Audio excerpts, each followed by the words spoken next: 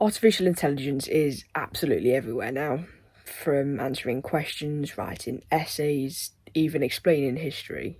But World War II isn't just a list of dates and events. So today I want to see what happens when you ask AI to explain the most complex conflict in human history.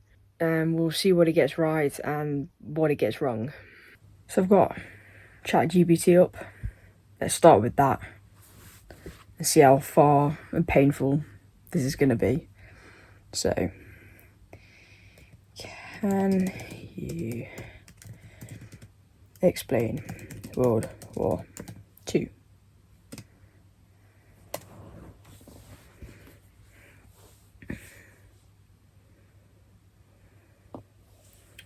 Okay, so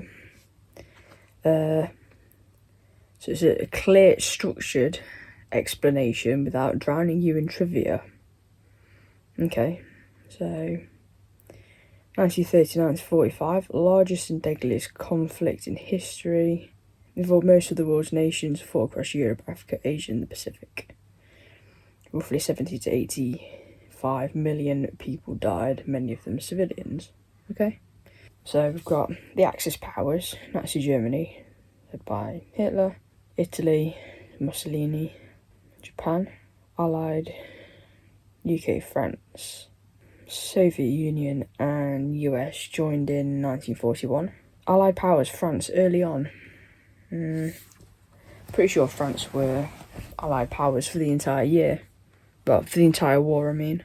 Though obviously they were under occupation for a lot of it. Why did it start? Unresolved anger from World War I. Germans were punished heavily by the Treaty of Versailles, causing economic collapse and resentment. Yeah, okay. Rise of dictators. Hitler, Mussolini, and Japan's military leaders believed in expansion by force. Well, certainly Hitler. I have to say I don't know much about Mussolini or the Japanese effort. Economic crisis, the Great Depression, made people desperate and more open to extreme ideologies. Failure to stop early aggression. Germany, Italy, Japan expanded their territory, and other countries didn't stop them soon enough. Well, I suppose they probably weren't expecting them to go quite as nuts as fast as they did. So how did it begin? September 1st, 1939, Germany invaded Poland. France and Britain declare war on Germany 2 days later. Officially the start of World War II. Yeah, okay. Major events. Europe. Blitzkrieg. Fast and coordinated attacks. Yeah. 1941, Germany invaded Soviet Union. Stalingrad. D-Day. Allied forces landed in Normandy, France, pushing Germany back from the west. May 1945, Germany surrendered. That's an extremely condensed version, but yeah, that's all right as far as I'm aware. Holocaust. Germany carried out the systematic murder of 6 million Jews, along with millions of others, Roma, disabled people, and political opponents. Genocide is the most important and horrifying aspects of the war. At least I've mentioned it, so that's good. In the Pacific, Japan expanded across Asia in the Pacific. December the 7th, 1941, Japan attacks Pearl Harbor, bringing the US into the war. The US and allies fought Japan island by island. August 1945, the US dropped an atomic bomb on Hiroshima and Nagasaki. Japan surrendered shortly after. Yeah, that's again, very, very, very condensed, but yeah. How did it end? Germany surrendered May 1945, Japan surrendered in September 1945, the Allies won. Okay, it's very simple. Why does it matter? Renewed national borders, led to the United Nations, started the Cold War, changed warfare forever, especially nuclear weapons, left lasting morale lessons about genocide, racism. Can explain it more simply? I honestly don't know how you can explain that any more simply, because that is the basic. Focus on one country or battle, or explain why it still affects the world today. I mean, it's got its facts right, so that's good. It covers some of the main points. Blitzkrieg, Stalingrad, D-Day. Considerably more happened than just those three things. At least it's mentioned the Holocaust. covers Europe and the Pacific, so it doesn't cover North Africa. I'm not sure I want to know what the more simply bit is. Shall we ask, what is D-Day? Yeah, let's go with that. What is D-Day?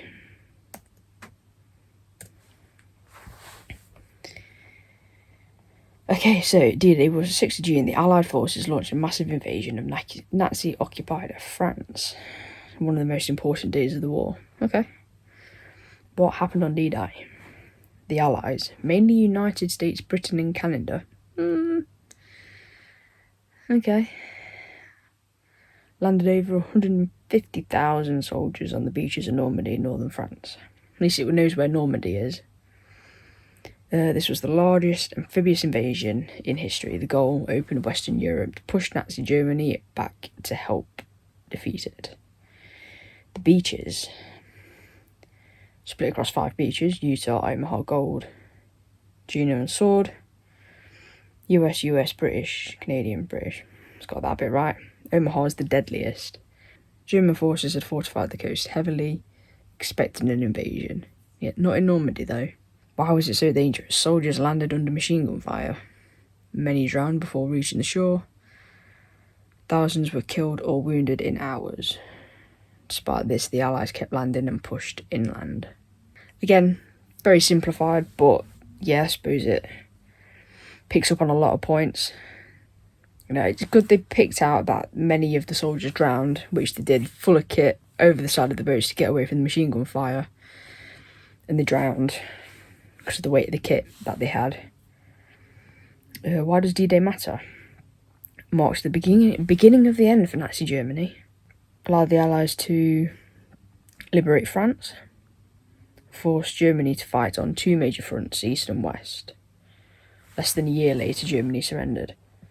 Again, basic, but why is it called D-Day? Okay, D-Day just means that the day an operation begins. This one is so important that the name stuck. So D-Day didn't actually mean anything, it was just the day. So 2 days after D-Day it'd be D+2, and that, like, or 2 days before D-Day it'd be D-2. Let's see why Omaha was especially bad. Why Omaha Beach was deadly, it says. Let's see what it says about that. Okay, Omaha Beach was deadly because almost everything that could go wrong did go wrong, and the Germans were in a perfect position to kill the attackers. I mean, they had the higher ground. Germans had the best defensive position. Behind the cliffs, not on flat ground. They had machine guns, artillery and concrete bunkers. They could fire downward at the beach.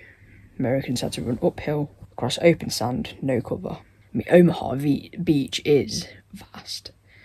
It's huge. So, to be fair, the only cover they would have had were any vehicles that made it on site, and any of the beach obstacles like the hedgehogs and stuff. They wouldn't have given much cover, but it would have been better than nothing. The bombing failed before the landing. Allied planes were disposed to destroy German defences due to clouds and fear of hitting their own troops. Bombs landed too far inland. German bunkers were mostly untouched. I know some of the bombs didn't hit. Obviously, Point the Hawk is a good example of that. It was bombed. If you go, you can see all the craters and everything in the landscape. Troops landed in the wrong places. Strong currents pushed landing crafts off course. That did happen. Units became mixed up. Many soldiers landed far from their commanders to cause confusion and delay. Yeah, that all happened. People were getting drifted off course and people were landing all sorts. Tanks sank. Many US tanks were launched too far offshore. Rough seas caused them to sink. Tanks were meant to provide cover, but most never reached the beach. Without tanks, infantry had little protection. Again, yes, very vague. The tanks were launched too far off the shore. But again, Omaha Beach is vast, so they struggled to get close anyway. Beach obstacles trapped soldiers. The beach was filled with mines, barbed wire and steel obstacles. True. Soldiers were forced to bunch up, making easy targets. Some drowned under the weight of their gear before reaching land. Yeah, that happened, as we said earlier. Soldiers were forced to bunch up, making easy targets. Not sure about that one. It might be. Strong German unit was there by chance. The 352nd German Infantry Unit, experienced unit, was defending Omaha. Allied planners did not know this, so resistance was far stronger than expected. There were German units there. Not entirely sure who though, but I will check and it will pop up on screen somewhere if that is true. 2,400 American casualties, killed, wounded or missing in one day. That sounds about right. Omaha had the highest casualties of all the D-Day beaches. Yet this matters. Small groups of soldiers pushed up the cliffs anyway, took out bunkers and broke defences. That courage is why Omaha is remembered. They're all remembered, in their own little way. Yes, some were easier than others. Omaha was the most brutal. Let's try. Wasn't Operation Market Garden a part of World War II?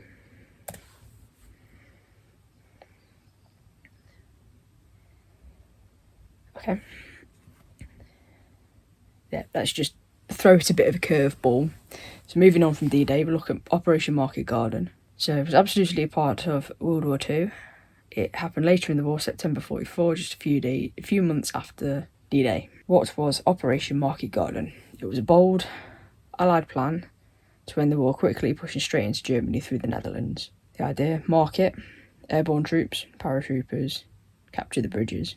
Garden ground forces drive up a single road to link up with them.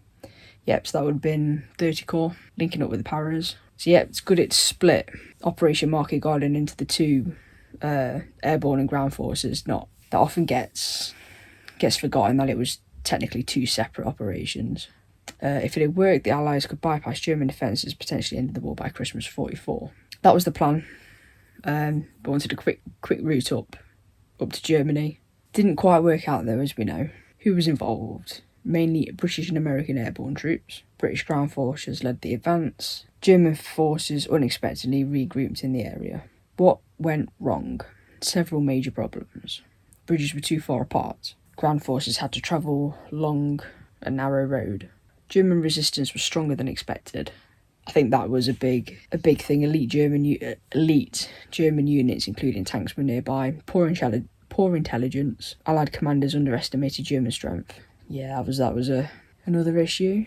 Supply and timing issues. Paratroopers ran out of ammunition and support. Most famous failure was at Arnhem, where British troops couldn't hold the final bridge. Again, very basic, but it has got the basic gist of it. The result: the operation failed. Thousands of Allied soldiers were killed or captured.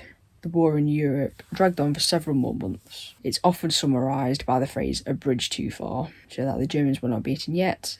Overconfidence could be deadly. Really? Logistics and intelligence matter as much as bravery. The Allies eventually won, but not the quick victory they had hoped for. Not sure I agree with that last little bit. What else should we look for? How did the war end? How did the war end? Just to finish it off. Okay, the war ended in stages because it was really two big wars at once, one in Europe and one in the Pacific. War in Europe ended first. By 1945, Germany had been crushed from both sides.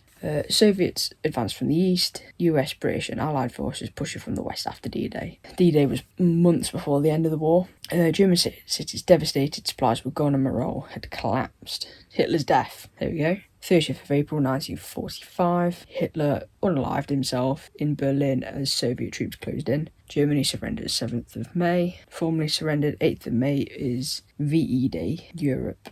The war in Europe was over. Yeah, again, very basic, but yeah, the Soviets closing in from the east. Hitler had nowhere to go, nothing else the Germans could do, so that ended. War in the Pacific continued. Japan kept fighting. Even when Germany fell, Japan refused to surrender, despite heavy losses and naval defeat. The Allies faced a hard choice: a full invasion of Japan that would likely kill millions on both sides. The atomic bombs to force a surrender. Yeah, so as far as I'm aware, US gave Japan chance to surrender. They either said no or didn't answer. So this is where the atomic bombs come in. So the 6th of August, dropped on Hiroshima. On the 9th, it was Nagasaki. Caused massive destruction and civilian deaths. Japan surrenders on the 15th. September the 2nd, surrender was formally signed aboard a US ship. World War II was officially over. Why the ending matters. Introduced nuclear weapons to the world. Left Europe and Asia devastated. Set the stage for the Cold War. Changed global politics permanently. Again, basic, and it's very much dated. This happened, this happened, this happened. AI can explain what World War II was and what happened during it. Admittedly very basic, but it can do it. As far as I'm aware, off the top of my head, all the dates were right. If they're not, we should have popped up on screen as and when. So as far as I can see, everything is accurate. But if it's just basics of the war, of dates, who did what, you can't really go wrong with that. Well, you can, but it's harder to. Obviously, it doesn't go into the nitty-gritty detail. So I might do a second part to this of deep diving into a specific, possibly unit or battle, to see what it can dig up about those. But anyway, thank you all for watching. Slightly different AI video here. It does have its uses, very basic uses, and always double check whatever information you get from AI, just in case. Might come back with a part 2, a deeper dive into something. But until then, thank you for watching. If you want to see something specific, let me know in the comments below. Drop me a message. Don't forget to follow me on Instagram. There's more extra content over there that you don't get to see on here on YouTube. And then until then, I shall see you in the next one.